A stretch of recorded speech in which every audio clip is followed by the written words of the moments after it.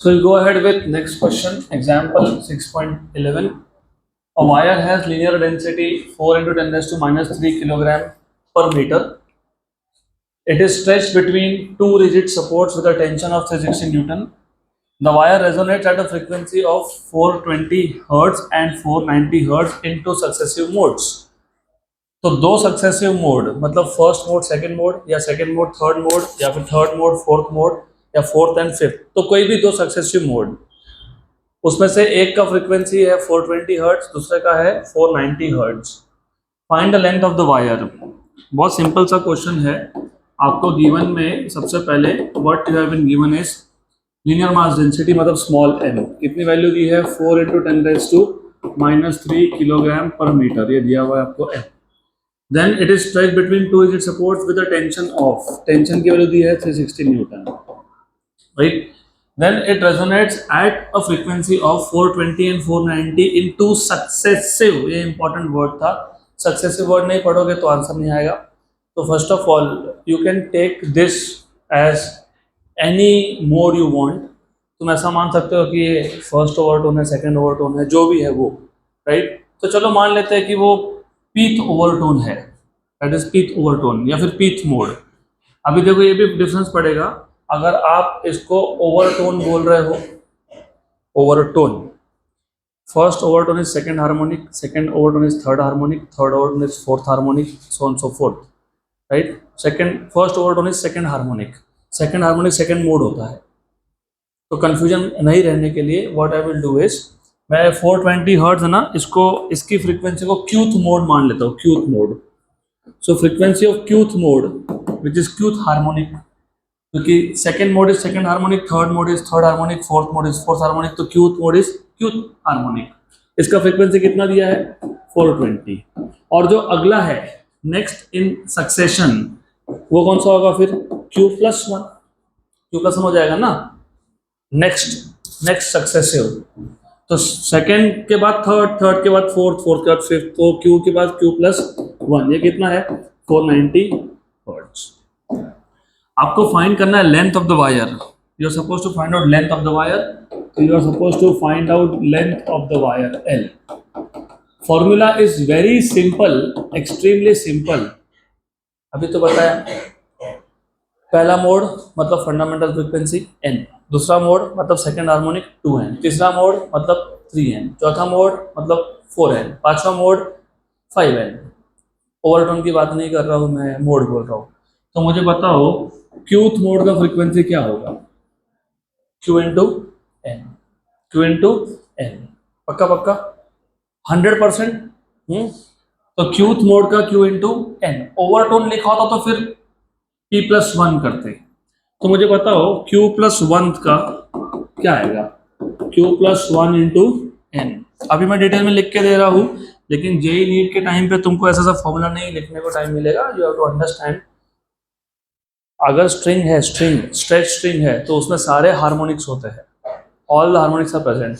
तो किसी भी दो मोड का जो डिफरेंस ऑफ फ्रीक्वेंसी होता है वो फंडामेंटल होता है। कैसे, पहला क्या था n, दूसरा क्या था 2n, what is the difference n, तीसरा क्या था 3n, तो 3n और 2n में डिफरेंस कितना है n, चौथा क्या था 4n, 4n और 3n में डिफरेंस कितना है n। तो दो सक्सेसिव मोड का फ्रीक्वेंसी का डिफरेंस फंडामेंटली होता है। तो 400 490 में से 420 निकाल दो, कितना हो गया, कितना हो गया 70। तो फंडामेंटल कितना है 70। तो that is how you are suppose to think. मैं सिर्फ यहाँ पे लिख के दे रहा हूँ। तो difference in frequencies of Q plus oneth mode and Qth mode, जब इसको सब्ट्रैक्ट करोगे तो n ही आने वाला है आपका। तो q plus one N minus Q N, इसको सब्ट्रैक्ट कर लो तो यू विल गेट n। देख लो आता है कि नहीं, take out n common, n common, q plus one minus Q, Q Q cancel हो गया, तो सिर्फ क्या बचा n। तो नेक्स्ट टाइम से you are suppose to remember. और अगर पाइप के लिए होता, pipe open at both the ends, pipe open at both the ends में भी सारे हार्मोनिक्स होते हैं, हाँ कि ना, यस और नो, यस। तो उसमें भी दो सक्सेसिव मोड का फ्रीक्वेंसी डिफरेंस n होता है। लेकिन अगर pipe closed at one end बोला होता,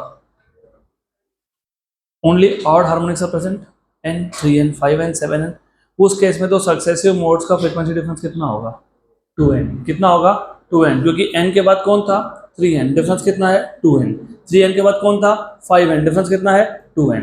तो याद रखना if pipe is closed at one end, तो the difference between two successive modes is 2n। तो सिर्फ इतना याद रखना है आपको। तो ये हो गया आपका फॉर्मूला रेडी। चलो ठीक है, फिर हमको क्या चाहिए, फिर हमको लगने वाला है फंडामेंटल फ्रीक्वेंसी का formula. What is fundamental frequency? 1/2L root of T by M. तो let us now solve this. सबसे पहले हम nq+1 minus nq equals to n आता है समझ लेंगे। How much is this 490, how much is this much 420, and what is this? This is 1/2L root of T by M, बराबर root of T by M आ गया ये। Good, तो ये 70 आ गया, 70 आ गया। 1/2L root of T, T कितना था 360, और m कितना है 4 × 10⁻³ 4 × 10⁻³। तो एक काम करो, ये हो गया 4 1 जा, ये हो गया 90 जा। ओके, तो 70 equal to 1/2L root of 90 is 9 into 10, और ये 10⁻³ ऊपर जाके +3 हो गया, तो कितना हो गया +4। तो 70 इक्वल्स टू 1/2L, 9 का रूट 3 और 10⁻⁴ का 10⁻²। सही है, करेक्ट, बराबर है ना? करेक्ट है, करेक्ट है, नो इश्यूज, कोई दिक्कत नहीं है। तो ये 10⁻² मतलब 100, तो ये 1 0 और 1 0 गया, यस, ये गया, तो ये 1 और 5 जा। What is, how much is this 15, तो length equal to 15/7, 15/7। What is 15/7? 2 point something, तो 2 पॉइंट समथिंग आंसर आना चाहिए। तो 15/7 2.142, तो length of the string is 2.142 metre. ये सारे के सारे ऐसा यूनिट्स थे। हो गया क्वेश्चन सॉल्व। नेक्स्ट क्वेश्चन, अगला question, two sound waves having wavelength 81 centimeter and 82.5 centimeter produce 8 beats per second. Calculate the speed of sound in air. अच्छा क्वेश्चन है, सिंपल है। तो हमको गिवन पैरामीटर में क्या क्या दिया है, हमको दो साउंड वेव्स का वेवलेंथ दिया हुआ है। तो λ1 is 81 centimetre and λ2 is 82.5 centimetre. Good, इसको मीटर में कन्वर्ट करना है तो सिर्फ 10⁻² से मल्टीप्लाई करना पड़ेगा आपको। तो if you want to convert this, मतलब if you want to have answer in metre per second, velocity speed पूछा है तो मीटर पर सेकेंड में चाहिए, तो इसको कन्वर्ट कर लो। 81 × 10⁻² मीटर, और ये हो गया 82.5 × 10⁻² मीटर। देन आपको बोला है नंबर ऑफ बीट्स कितने हैं, 8 है। और if you remember number of beats को तुम बीट फ्रीक्वेंसी बोलते हो और कैपिटल N से डिनोट करते हो। तो you have number of beats which are 8, you are supposed to find out what is the speed of sound in air, and then the formula you should be using is, आपको number of beats का formula पता होना चाहिए, it is just the difference of the frequencies. याद है क्या? n1 minus n2, याद है ना? जो दो वेव्स का इंटरफेरेंस होता है, सुपरपोजिशन होता है, उन दोनों का जो फ्रीक्वेंसी का डिफरेंस होता है वो होता है बीट फ्रीक्वेंसी। लेकिन प्रॉब्लम ये है कि n1 माइनस n2 की n2 माइनस n1 वो डिसाइड करना पड़ेगा। गलत लिख दिया तो आंसर गलत आएगा। तो यू हैव टू रिमेंबर कि फ्रीक्वेंसी और वेवलेंथ का रिलेशन इनवर्स होता है, पता है ना? फ्रीक्वेंसी c/λ, फ्रीक्वेंसी, और नहीं तो कोई बात नहीं, v इक्वल्स टू n λ तो पता ही होगा। फिर यहाँ से भी तो दिख रहा है कि फ्रीक्वेंसी और wavelength are inversely proportional to each other. तो जिसका वेवलेंथ कम उसका फ्रीक्वेंसी ज़्यादा, पहले का वेवलेंथ कम है तो पहले का फ्रीक्वेंसी ज़्यादा है। तो you have to remember this, since frequency and wavelength are inversely related, मतलब जिसका वेवलेंथ कम है उसका फ्रीक्वेंसी ज़्यादा है। तो n1 is greater than n2, इसलिए फिर क्या लिखोगे, n1 माइनस n2। अगर उल्टा होता तो क्या लिखते, n2 माइनस n1, और ये है छोटी सी गलती आंसर गलत कर देती है। तो ये आपको लॉजिकली पहले सोचना है, जैसे ही नंबर ऑफ बीट सुना हमेशा मत n1 माइनस n2 लिखना, पहले चेक कर लेना कौन सा बड़ा है। गलत, यहाँ पे वेवलेंथ पहले का कम था तो फ्रीक्वेंसी पहले का ज्यादा है, तो बड़े में से छोटा नंबर माइनस कर लिया। तो पहला तो ये फॉर्मूला तुमको लगने वाला है। Then which formula you will use, you know v equals to n lambda, v equals to n lambda, मतलब n क्या हो गया, v बाय लैम्डा, तो n is v by lambda. तो यहाँ पे सब्स्टिट्यूट कर देंगे, तो n क्या हो जाएगा, n क्या हो जाएगा v by lambda 1 minus v by lambda 2, क्योंकि n1 will be v by lambda 1, n2 will be v by lambda 2। v1 v2 क्यों नहीं लिखा, अरे दोनों ही एयर में ट्रेवल कर रहे हैं ना, पहला वेव दूसरा वेव किस में ट्रेवल कर रहा है, एयर में, तो एयर में तो दोनों वेव लेंथ का, दोनों वेव्स का स्पीड क्या होगा, सेम होगा, सेम होगा, तो सेम है, तो यहाँ से डायरेक्ट फॉर्मूला बन जाएगा आपका। तो I start with solutions now, you have n equals to v, common निकाल लो, 1 by lambda 1 minus 1 by lambda 2, सिर्फ v कॉमन निकाल लिया।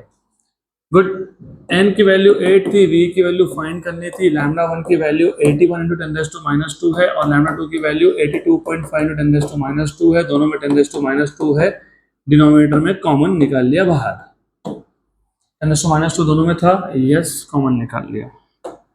गुड, इसको सॉल्व करो, 8 equals to v upon 10⁻², 82.5 minus 81 तो कितना हो गया, 1.5 अपॉन 81 इंटू 82.5।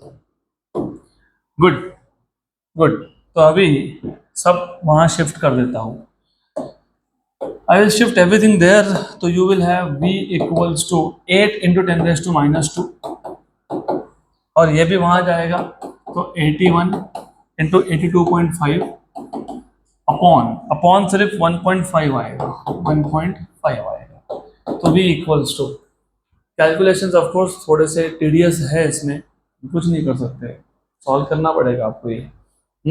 रफ आंसर में बता सकता हूँ आपको, approximate answer I can tell you, approximate बता ही देता हूँ तो थोड़ा फास्ट होगा। 10⁻² मतलब 0.01, और यहाँ पे 1.5 है, इसका पॉइंट हटाओ, मतलब 15 इंटू 10⁻1 और ऊपर का 10⁻², एक 10⁻1 कैंसल हो गया, तो ऊपर बचा 10⁻1, क्या बचा 10⁻1, वो 10⁻1 इसको दे दो, दे दिया, 8 इंटू 8 64, कितना है 64, नीचे कितना रहा 15 को 14 मान लो, क्या मान लिया 14, ऊपर कितना है 64, नीचे कितना है 14, 64 में 14 इज 4 नहीं 16 होता है वो, राइट, तो ठीक है 15 को 16 मान लो, 16 मान लिया, तो 64/16 इज 4, तो 4 इंटू 82.5 मतलब 82.5 का डबल, व्हाट इज 82.5 का डबल 165, उसका double 330, answer should be around 330। Solve example है तो करना पड़ेगा, और साउंड का स्पीड एयर में 330 से 340 के बीच में ही होता है, तो what ever I have told you is correct. तो 8 into 81 into 82.5, 8 into this divide by 1.5 divide by 1.5 कितना आ गया 35640 इंटू 10⁻² मतलब 356.40, तो 356.40 मीटर पर सेकेंड, ये आ गया एग्जैक्ट। अप्रोक्सीमेट बताया तो 330 आया था, तो ठीक है वो अप्रोक्सीमेट था। Done.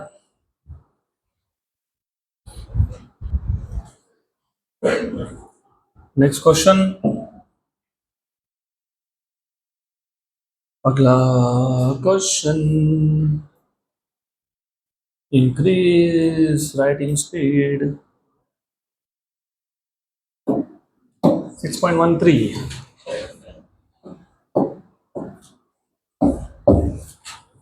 two tuning forks having frequencies of 320 Hz and 340 Hz, ये दो अलग अलग ट्यूनिंग फोर्क की फ्रीक्वेंसी की बात हो रही है, ये एक स्ट्रेच स्ट्रिंग पे दो फ्रीक्वेंसीज की बात नहीं हो रही है, ये एयर कॉलम पे भी दो फ्रीक्वेंसी की बात नहीं हो रही है, ये दो अलग अलग ट्यूनिंग फोर्क के फ्रीक्वेंसीज है।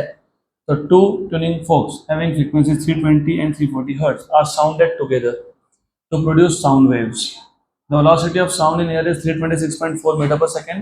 Find the difference in wavelength of this waves. वही पिछला क्वेश्चन वैसा ही सब कुछ, सिर्फ आपको यहाँ पे डिफरेंस इन वेवलेंथ फाइंड करना है।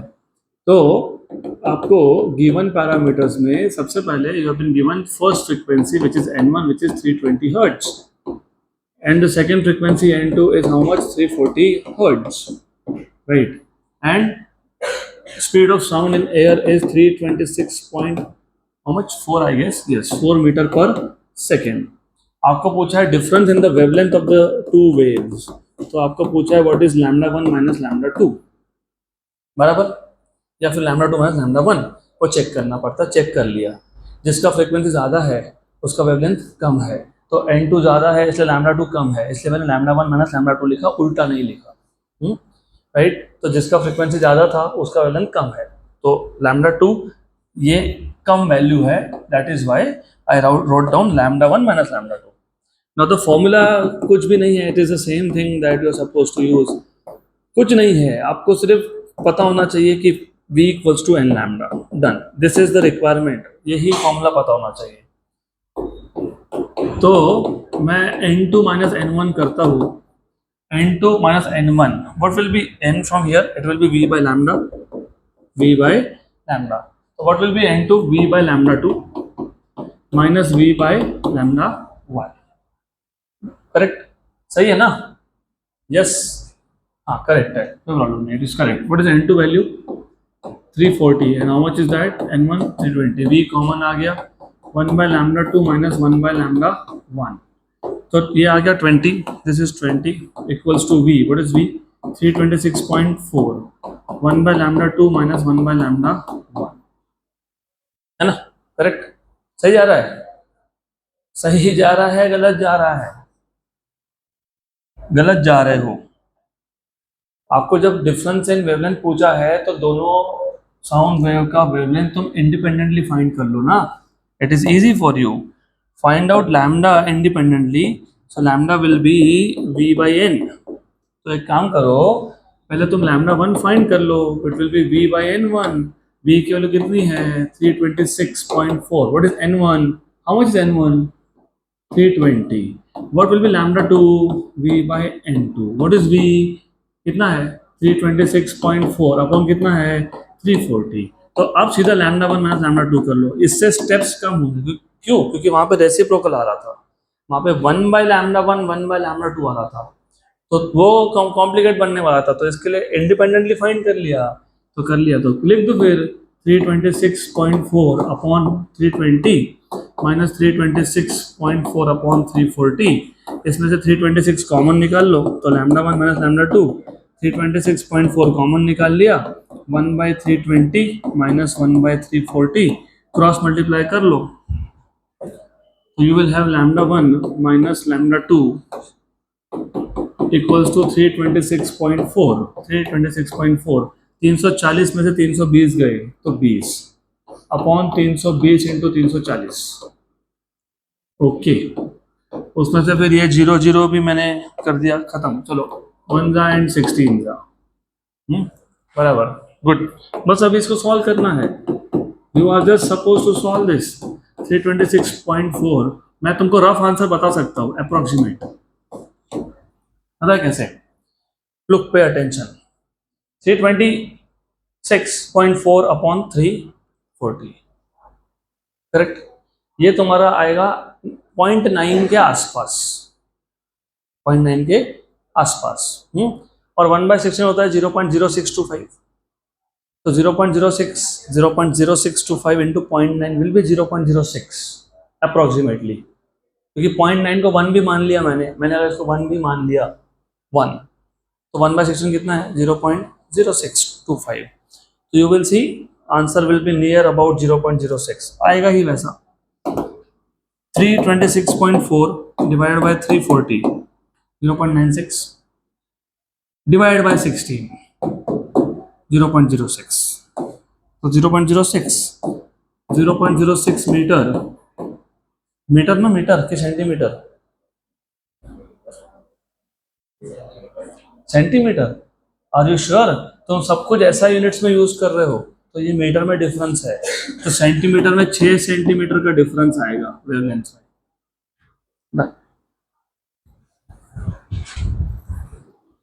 Next question.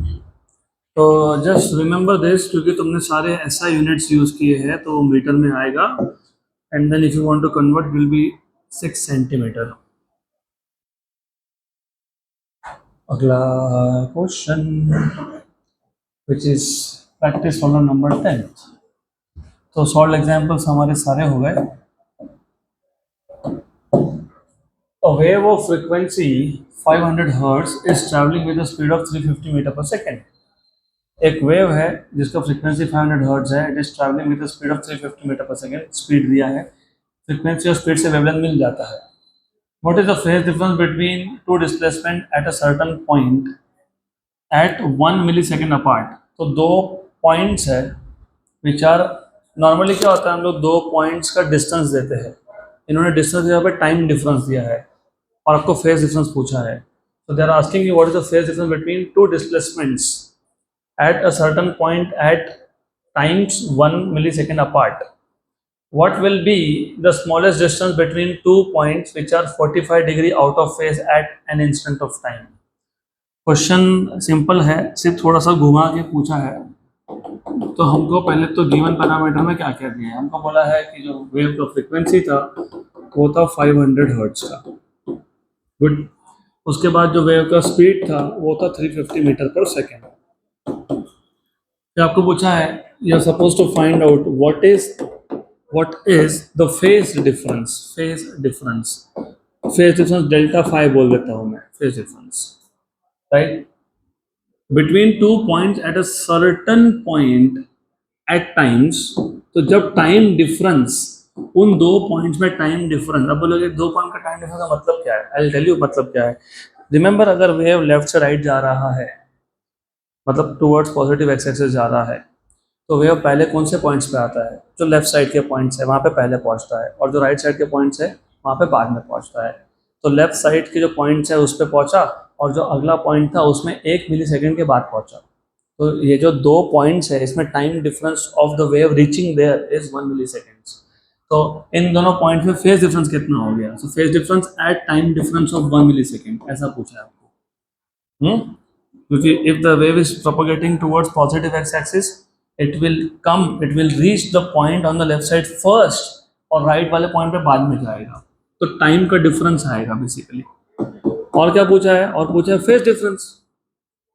What will be the smallest distance, मतलब फेज डिफरेंस, डिस्टेंस मतलब फेज डिफरेंस है ना, हाँ कि ना, पाथ डिफरेंस।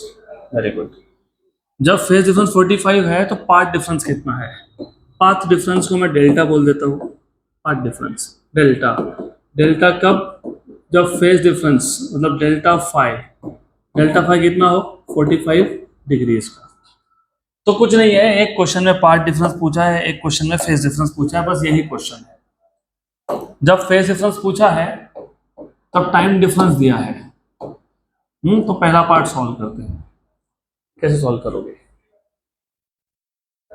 मैं डायरेक्ट फॉर्मूला बता सकता हूँ तुमको, फेज डिफरेंस और टाइम डिफरेंस का डायरेक्ट रिलेशन बता सकता हूँ, बट डिराइव करना तुमको भी तो आना चाहिए। चलो मुझे बताओ, do you remember any formula related to phase difference? मैंने फेज डिफरेंस और पार्ट डिफरेंस का फॉर्मूला क्लास में बताया था, थ्योरी क्लासेस में बताया था, याद कैसे रखते हैं ये भी बताया था।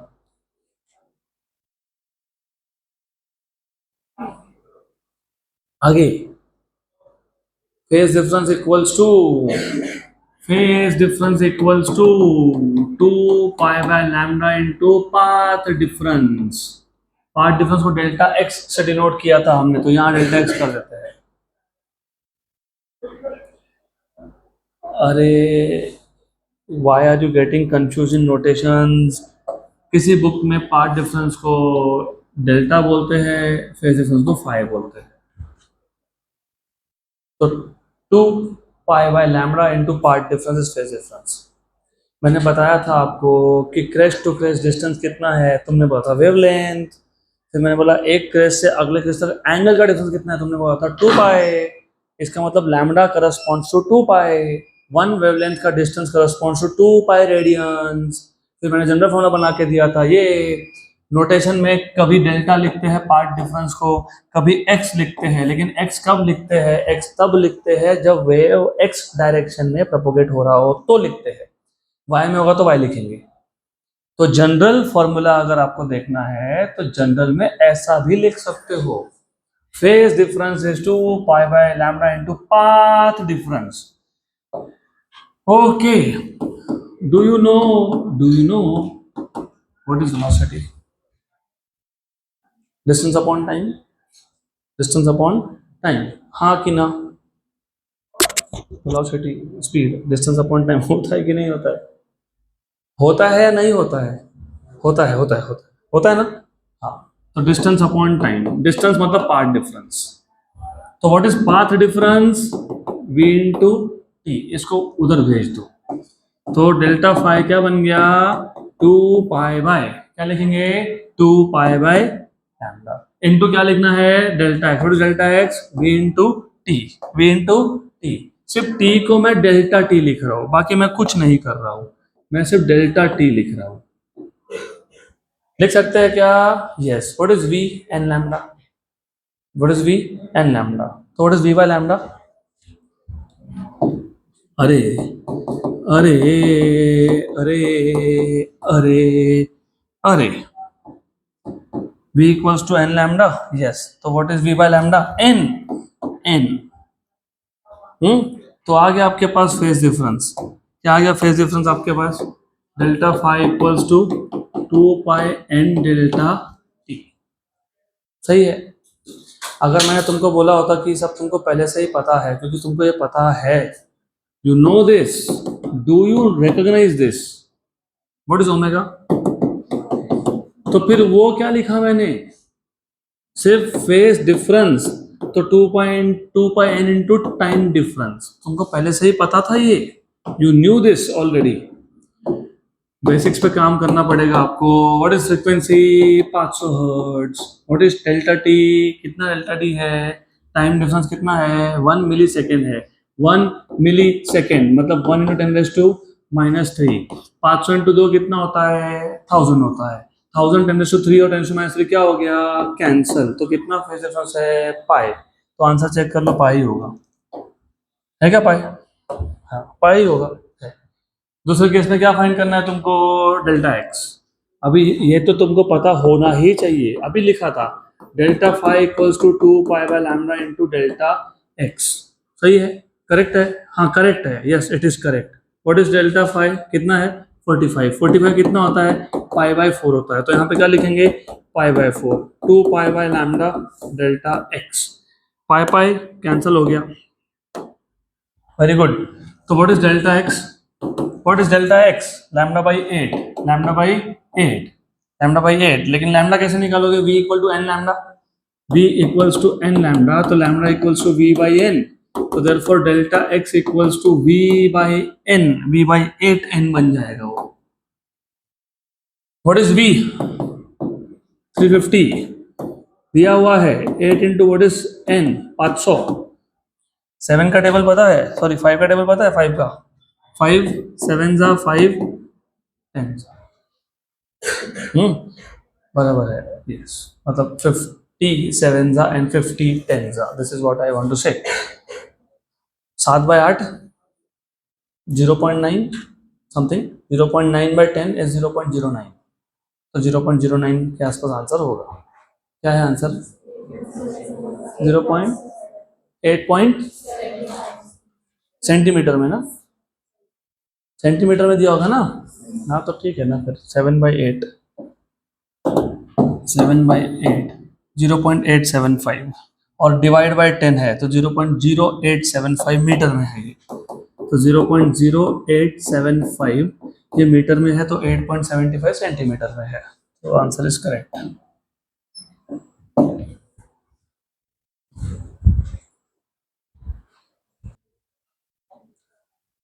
अगला क्वेश्चन, नेक्स्ट क्वेश्चन।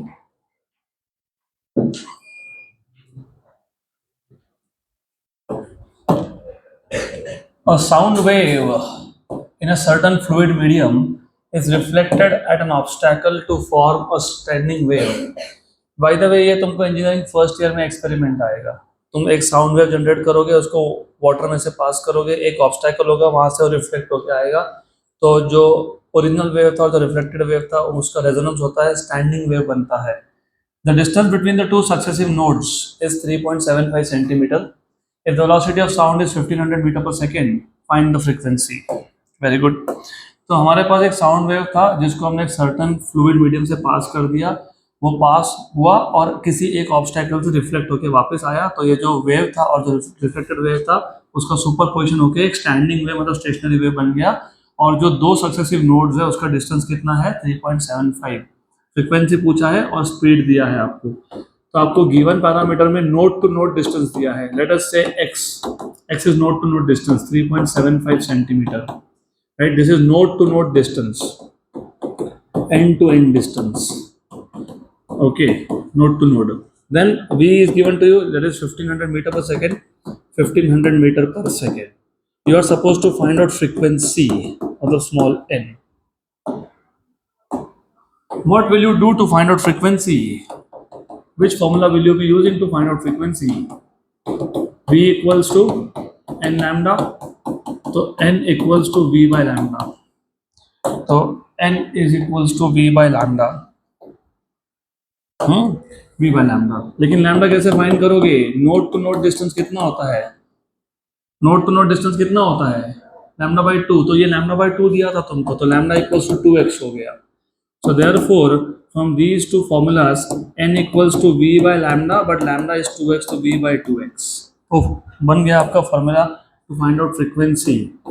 तो you will have v equals to n equals to v by 2x। तो v की वैल्यू 1500 है। एक काम करो, या तो तुम v को सेंटीमीटर पर सेकेंड में कन्वर्ट कर लो, या तो तुम x को मीटर में कर लो। Better is to convert v, क्योंकि 1500 metre, right, metre per second है ना। चलो ठीक है, छोड़ो, I will keep the conventional way of converting centimetre to second, centimetre to metre. ठीक है, तो 3.75 सेंटीमीटर था क्या ये? सेंटीमीटर था क्या ये? हाँ, यस, पक्का कि नहीं? हाँ, तो कन्वर्ट कर लो। तो क्या करेंगे? 10⁻²। गुड। अभी आ जाके तुम लोग कैलकुलेशन में इतना अटकते हो कि जहां अटकने का काम नहीं वहां भी अटकते हो। व्हाट इज 3.75 का डबल? 7.5। अरे 3.5 का 7 होता है, 3.75 का 7.5 होता है। तो तुम स्मार्ट हो तो इसको ऐसा लिखो, लिख सकते हैं? हाँ, यस, हाँ, लिख सकते हैं। और ये ऊपर गया क्या? गया। वेरी गुड, गया। ये गया, राइट, ये गया। तो अभी ध्यान देना क्या हुआ। ये 2 गया ऊपर, तो 2 × 15 इंटू 10⁻4, क्योंकि ये 2 और ये 2, और नीचे कितना है? 15 गया। तो फ्रीक्वेंसी है 20,000 हर्ट्ज। 20,000 हर्ट्ज मतलब 20 किलो हर्ट्ज।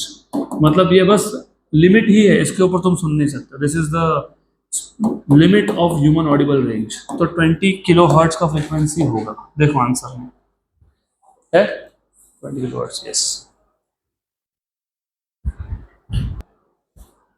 नेक्स्ट क्वेश्चन, अगला क्वेश्चन।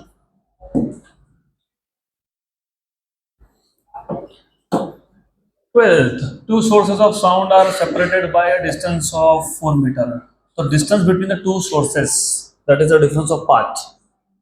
दो सोर्सेस में डिस्टेंस 4 मीटर है। तो मान लेते हैं पहला सोर्स यहाँ है, दूसरा 4 मीटर दूर है। तो जो साउंड वेव निकलेगा दोनों में पाथ का डिफरेंस 4 मीटर का है। They both emit sound with the same amplitude and frequency to 30 Hz, but they are 180 degree out of face.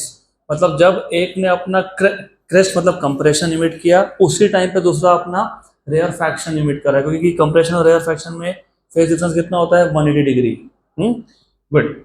Eight what points between the two sources will the sound intensity be maximum? अभी देखो इन्होंने last एक sentence में question का meaning ही change कर दिया सीधा।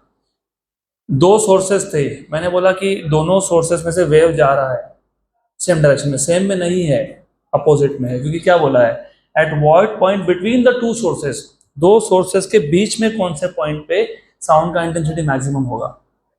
तो साउंड का इंटेंसिटी मैक्सिमम होने के लिए दो वेव्स का सुपरपोजिशन होगा, तो एक वेव को टुवर्ड्स दूसरे वेव की तरफ आना पड़ेगा, मतलब one wave has to travel to the left while the other has to travel to the right, तब जाके सुपरपोजिशन होगा, क्योंकि सुपरपोजिशन के लिए the two wave must reach at a point of the medium simultaneously, right. ठीक है, question is simple, not really difficult. Two sources are separated by distance 4 metre, ठीक है, इसको डिस्टेंस को देखता हूँ बाद में। They both emit sound with the same amplitude and frequency, तो दोनों का एम्पलीट्यूड तो सेम दिया हुआ है, ए की वैल्यू A1 और A2 की वैल्यू सेम है, राइट, और फ्रीक्वेंसी भी सेम है।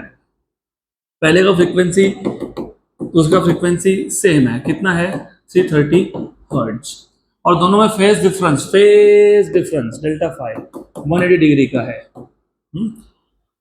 तो at what point between the two sources will the sound intensity be maximum, तो ठीक है, मुझे बताओ at what point will the sound intensity be maximum, कैसे सॉल्व करोगे इसको।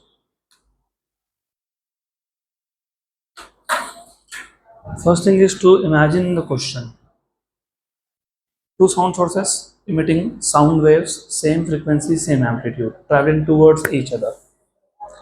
लेकिन जब दो वेव्स निकले थे, एक का कंप्रेशन एक का rarefaction, because out of phase the 180, लेकिन जहाँ मिलेंगे वहाँ पे मैक्सिमम इंटेंसिटी होना चाहिए। मैक्सिमम इंटेंसिटी का कंडीशन क्या है,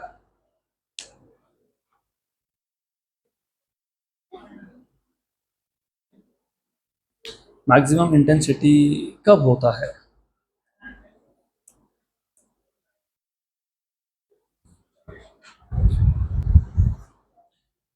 तो इस क्वेश्चन का कोई फॉर्मूला से सॉल्यूशन नहीं आ सकता है, it is logical, you have to think, you have to give a logical thinking to this question. पहले तो इमेजिन कर लो, एक काम करते हैं, जो दो सोर्स का डिस्टेंस था 4 मीटर, उसको x बोल देते हैं। अब ऐसा इमेजिन करते हैं that we have a source over here, ये सोर्स नंबर 1 है, और यहाँ पे दूसरा सोर्स है source number 2, and the distance between these two sources is 4 metre ऐसा है।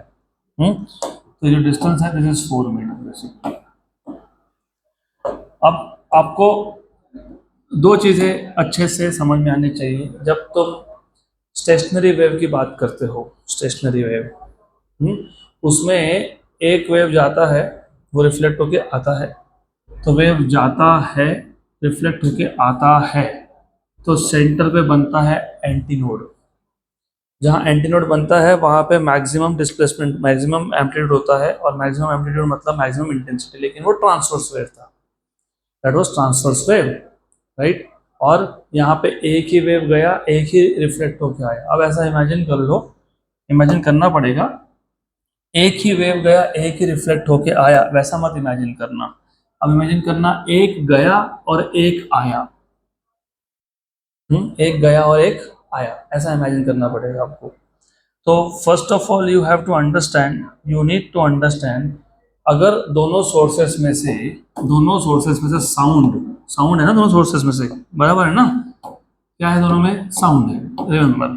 तो जो दोनों सोर्सेस में से जो साउंड निकल रहा है उसका इंटेंसिटी अगर मैक्सिमम होना है, तो इंटेंसिटी मैक्सिमम तब होगा जब क्रेस्ट ट्रफ मतलब कंप्रेशन रेयर फ्रैक्शन क्या हो, अरे कंस्ट्रक्टिव कब होता है, व्हेन क्रेस्ट मतलब कंप्रेशन शुड ओवरलैप। अब अगर ये S1 और S2 दोनों एक साथ कंप्रेशंस इमिट करते, तो ये कंप्रेशन है, और रेयर फ्रैक्शन को मैं डिनोट करने के लिए थोड़ा नोटेशन चेंज कर देता हूँ, ये X वाले रेयर फ्रैक्शन है और डॉट्स आर कंप्रेशंस। तो remember these are rarefactions and dots are compressions. अब थोड़ा सा मैं रेयर फ्रैक्शन को साइड में रखता हूँ टेम्पररी। अगर फेज डिफरेंस 180 नहीं होता, आउट ऑफ फेज नहीं होते, मतलब इसने कंप्रेशन इमिट किया, इसने भी कंप्रेशन इमिट किया, दोनों के बीच में एयर है, तो ये सेंटर में आएगा, तब तक ये भी सेंटर में आ जाएगा। तो जब दोनों सेंटर में आ गए तो सेंटर में आके क्या हो गया, कंप्रेशन एंड कंप्रेशन ओवरलैप्स, मतलब क्या हो गया, कंस्ट्रक्टिव इंटरफेरेंस, मतलब क्या हो गया, लाउड साउंड। तो आइडियली अगर आउट ऑफ फेज बाय 180 नहीं होता तो तुमको लाउड साउंड कहाँ मिलता, सेंटर में। कहाँ मिलता, सेंटर में। लेकिन लेकिन ये आउट ऑफ फेज बाय 180 है। आउट ऑफ फेज बाय 180 का मतलब क्या होता है कि जब पहले ने कंप्रेशन इमिट किया तब दूसरे ने रेयर फ्रैक्शन इमिट किया। 180 phase difference 180, one is emitting compression, other is emitting rarefaction. मतलब जब मैं सेंटर की बात करूंगा तो सेंटर पे जब पहले का कंप्रेशन पहुंच रहा है तब दूसरे का क्या पहुंच रहा है, rarefaction. That is a condition for destructive interference. पक्का? यस, हाँ कि ना? हाँ हाँ हाँ हाँ, है ना? हाँ। डिस्ट्रक्टिव को तुम नोड मान लो और कंस्ट्रक्टिव को तुम एंटी नोड मान लो, बराबर। तो यहाँ पे एक नोड और एक एंटी नोड, एक नोड और एक एंटी नोड एक साथ आ गए। लेकिन लाउड साउंड के लिए क्या आना चाहिए था, एंटी नोड और एंटी नोड, मतलब कंप्रेशन और कंप्रेशन। लेकिन कौन आ गया, एक कंप्रेशन एक रेयर फ्रैक्शन। मतलब मुझे कंप्रेशन की जगह पे कंप्रेशन लाना है, कंप्रेशन की जगह पे क्या लाना है, कंप्रेशन। रिमेंबर नहीं तो फिर अभी लॉजिकली आंसर है, बाकी नहीं आ सकता कुछ। सेंटर पे कंप्रेशन के साथ कौन ओवरलैप हो गया, रेयर फ्रैक्शन। मतलब ऐसा इमेजिन करो नोड के साथ कौन ओवरलैप हो गया, एंटी नोड। लेकिन कंस्ट्रक्टिव मतलब लाउड साउंड के लिए मैक्सिमम इंटेंसिटी के लिए कंडीशन क्या है, anti node should overlap with anti node, मतलब compression should overlap with compression. यहाँ पे नोड के साथ कौन ओवरलैप हो रहा है, एंटी नोड। तुमको एंटी नोड के साथ किसको करवाना है ओवरलैप, एंटी नोड को। तो तुमको जहां पे नोड है उसको शिफ्ट करके कौन लाना है, एंटी नोड। मतलब कितना शिफ्ट करना है, what is distance between node and anti node, lambda by 4। Lambda by 4 आ गया आंसर, लैम्डा बाई 4।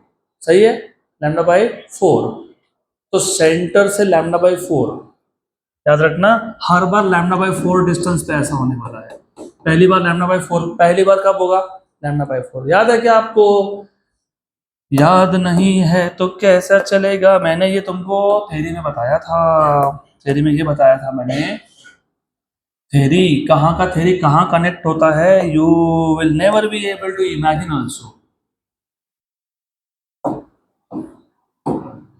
होना ये चाहिए था, क्रेस्ट क्रेस्ट ओवरलैप हो ये रहा है ना, क्योंकि एक का नोड और एक का एंटी नोड, मतलब एक का कंप्रेशन दूसरे का रेयर फ्रैक्शन।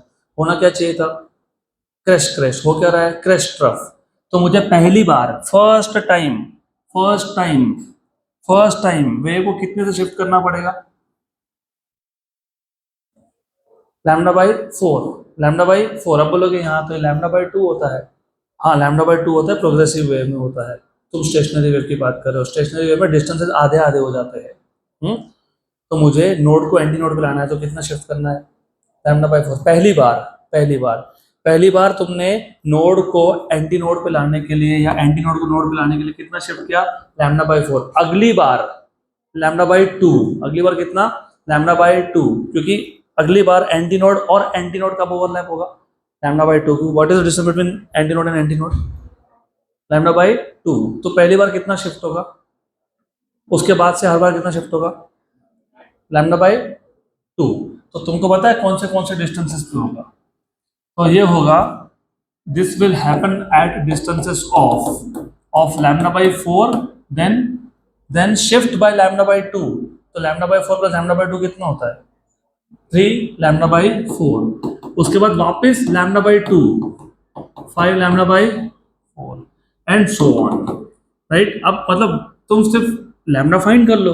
लैम्डा कैसे फाइंड करते हो, v equals to v equals to v equals to N lambda. तो लैम्डा क्या आएगा, v by n, v by n, n दिया है।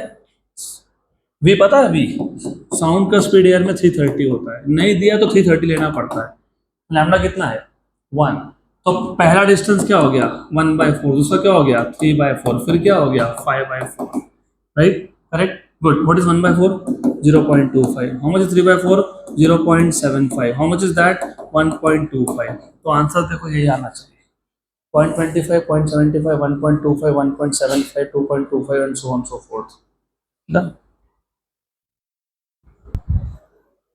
और अगर अगर आउट ऑफ फेज नहीं होते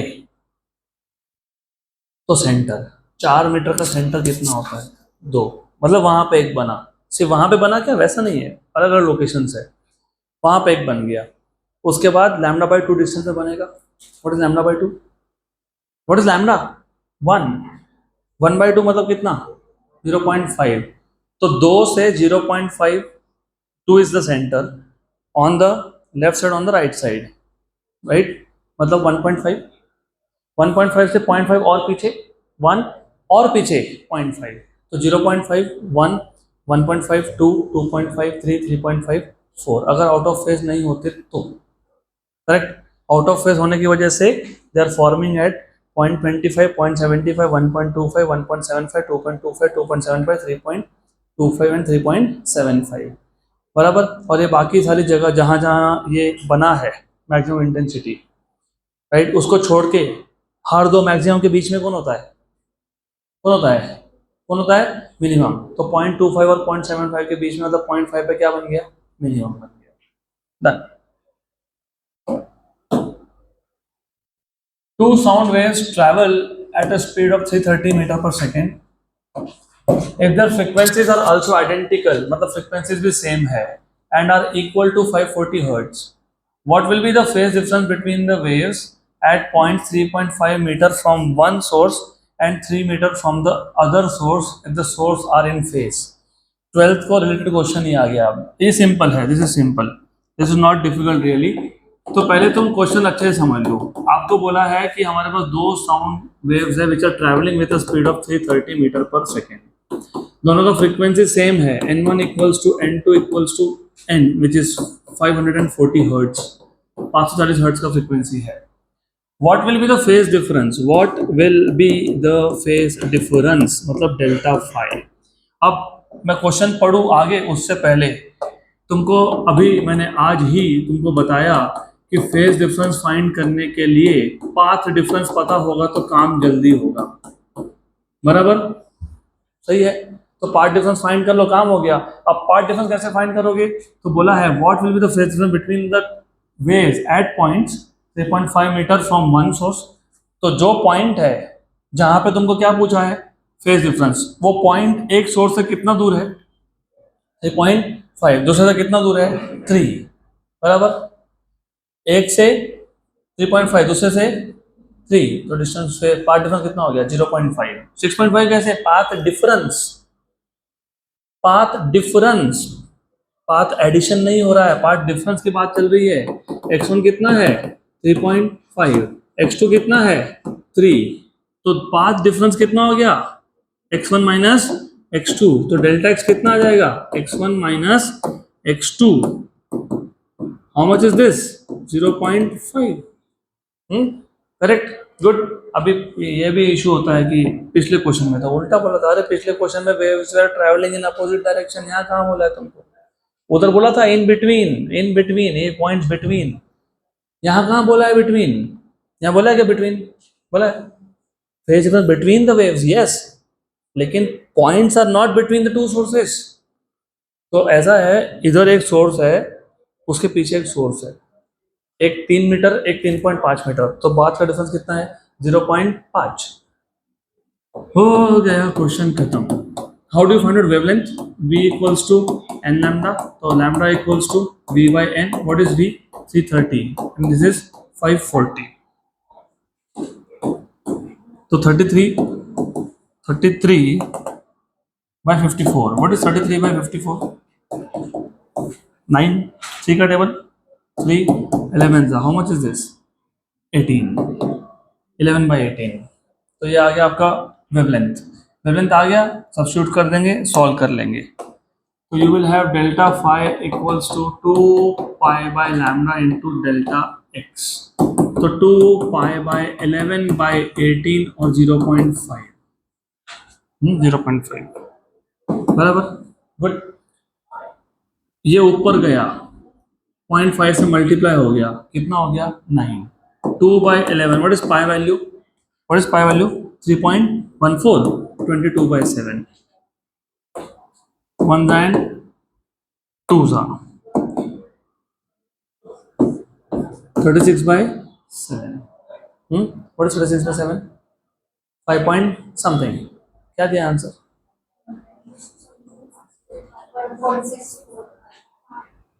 पाई के टर्म्स में दिया है. अरे तो फिर क्या ही है, फिर पाई के टर्म्स में दिया है तो फिर कोई प्रॉब्लम ही नहीं है. तो इट इज बेसिकली 9, ये 18 ऊपर गया तो 18 into 0.5 is 9, 9 into 2 is 18, 18/11 pi, 18/11 is 1 point something, तो आंसर 1 point something के टर्म्स में आना चाहिए फिर. हाँ, तो 18/11, अरे रे 18/11, 1.63, तो 1.63 पाई, राउंड ऑफ करके 1.64 पाई. Correct, good. 12th क्वेश्चन और 13th क्वेश्चन में कंफ्यूजन नहीं होना चाहिए. 12th क्वेश्चन में क्लियरली बोला था आपको, eight what point between the two sources, in between the two sources. यहाँ पे बोला है phase difference between the two waves, between the two sources नहीं, दो वेव्स के बीच का फेज डिफरेंस कितना होगा. गुड, पक्का पक्का. Normally they travel in same direction, normally when the two waves superpose they travel in same direction. तो एक ने 3.5 मीटर कवर किया, एक ने 3 कवर किया, तो डिफरेंस कितना हो गया पाथ का 0.5. गड़बड़ मत कर देना क्वेश्चन में. Good, that's it for today.